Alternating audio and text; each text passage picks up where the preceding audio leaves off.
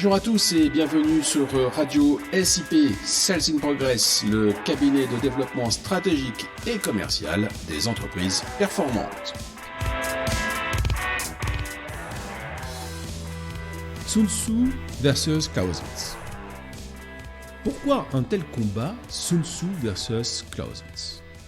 Est-ce seulement raisonnable? N'avions-nous pas dit dans notre précédent billet d'humeur que tout les opposait?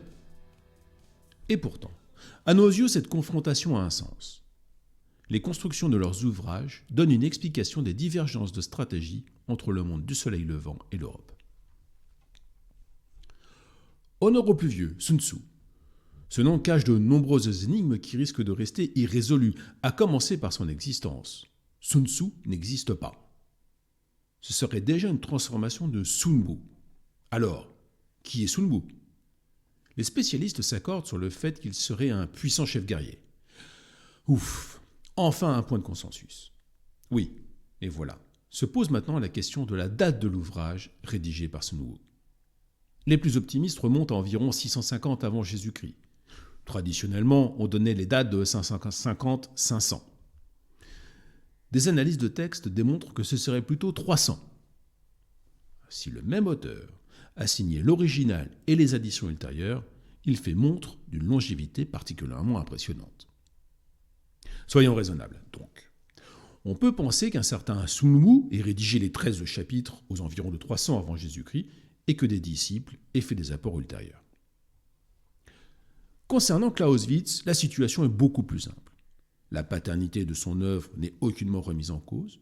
L'intelligence de son livre réside dans l'analyse pointue des guerres napoléoniennes. Qu'est-ce qui a marché, qu'est-ce qui n'a pas marché et pourquoi?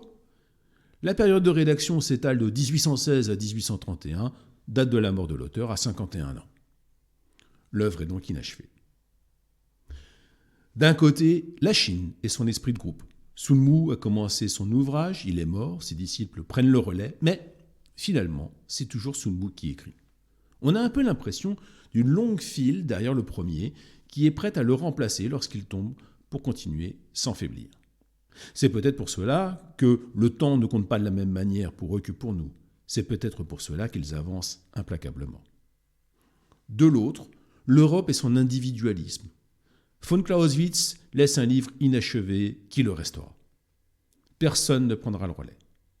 D'autres publications traiteront de la stratégie, mais chacune à sa manière, sans réelle unicité ni continuité. À la puissance de la file indienne des premiers, nous opposons une large chaîne peu épaisse. Ce second système est plus fragile. Lorsqu'un maillon vient à manquer, le temps de le remplacer et l'ennemi passe. On retrouve ces traits dans les stratégies économiques des deux entités. On parle fréquemment de produits chinois, beaucoup plus rarement de produits européens. Alors, unité contre individualité, à terme, qui l'emportera.